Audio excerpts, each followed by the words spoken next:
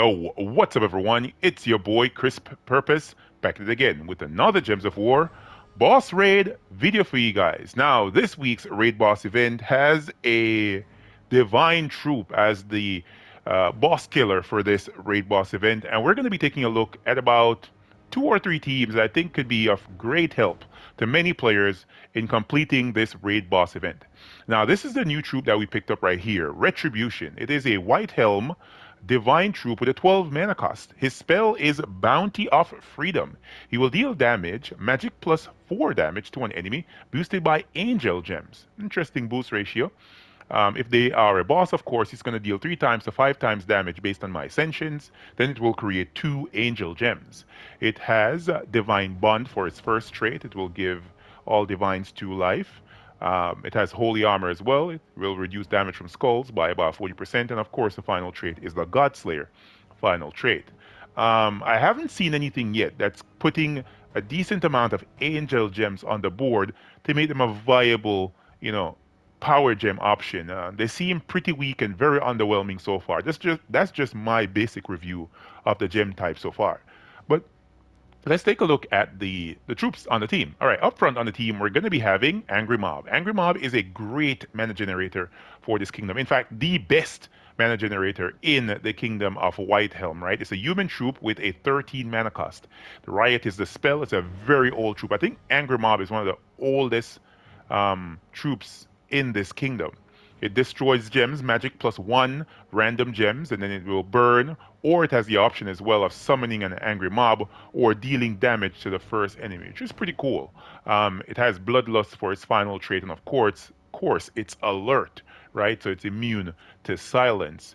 Guard's avatar is going to be on the first team. In fact, on this team, I think for the most part, I'm just going to be taking off Guard's avatar and putting on another damage dealer to showcase to you guys what other damage dealers you can use on the team if indeed you don't have Guard's avatar. And even if you don't have the second one I show, maybe you'll have the third or the fourth option for these teams. All right, so Guard's avatar is a Divine Knight. We all know the troop. In fact, he got a buff recently in the Whitehelm Kingdom rework. So it's a great option for this particular restriction. 24 mana cost mythic. It will deal damage, magic plus 2 damage to all enemies boosted by my armor. Then it will silence undead, rather burn undead and silence daemon enemies. Let's get that correct.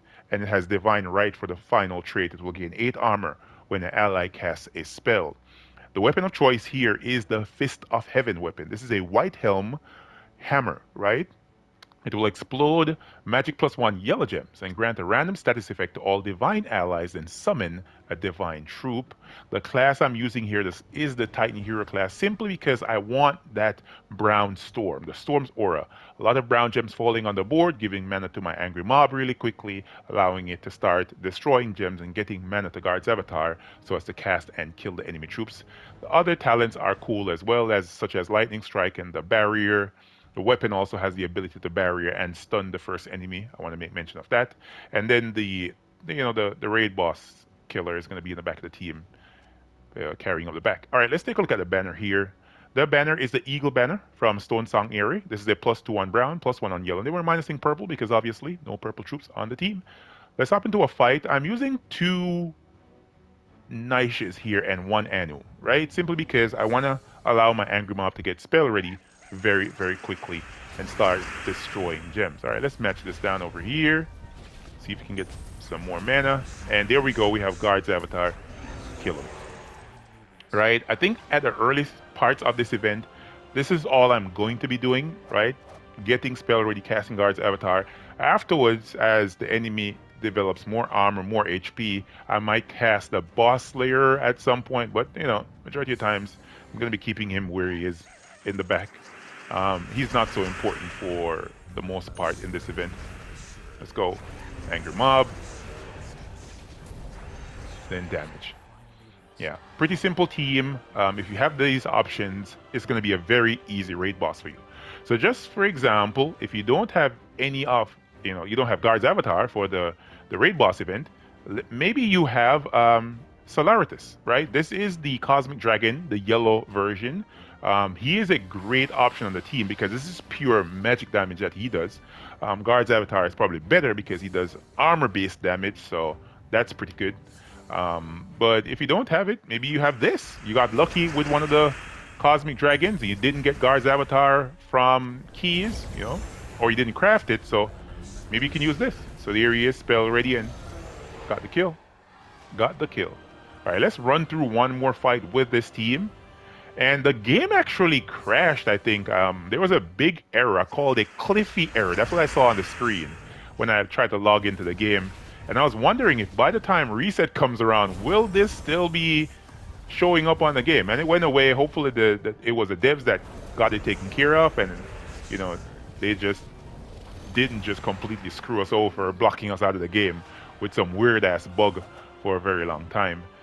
But yeah, we're back in, so I'm happy about that. All right, let's hop into another team composition here. So we use Solaritus as an option here. Let's see who else we could use on this team.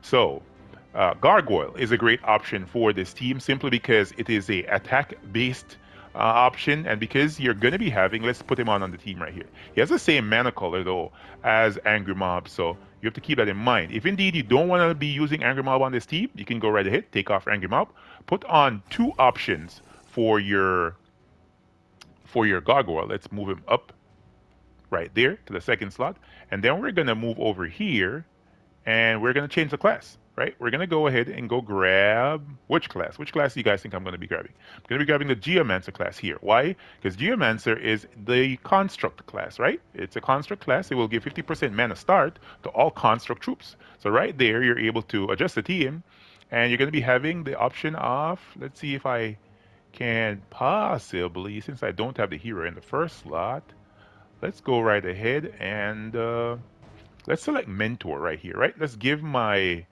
gargoyles additional magic damage. And what else can I adjust here? Can I change the weapon possibly? Let's see what other weapon options I have here. Could go with this if I needed to. This is the weapon that came in for the event, the Shield of Vengeance. It has armored anti-magic, striking, and shielding for the weapon upgrades. And then it will give a random status effect to all white hem allies. That could be pretty cool on the team.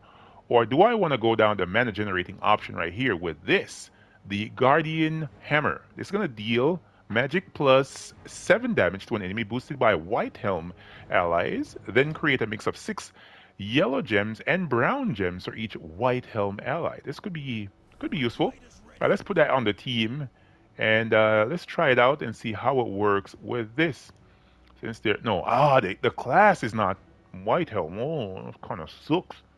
Kind of sucks. What is white helm's class? White helm's class is what? Is it priest? It is priest. Priest is a divine class. There's no divines to give me a half man. That's going to be slow if I put that on the team. All right, so let's go back then and use one of the generator options here. We're going to possibly use what options? Let's use something that will not be mana blocked excessively.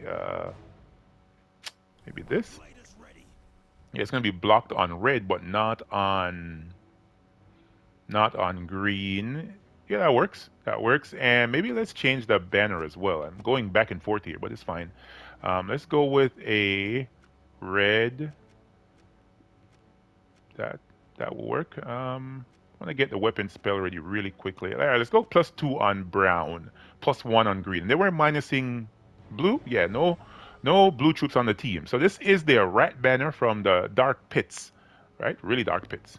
All right, let's go. Let's hop into this fight. See how it works out. Hey, Cam. Hello. See if I can get my 2 gargoyles spell ready really quickly. There we go. We got them spell ready. Now let's see if we can deal some. Oh, let's take this 4+ gem match off the board. Let's see if we can deal some damage here. Let's hit them there. Yeah, pretty cool. Pretty easy.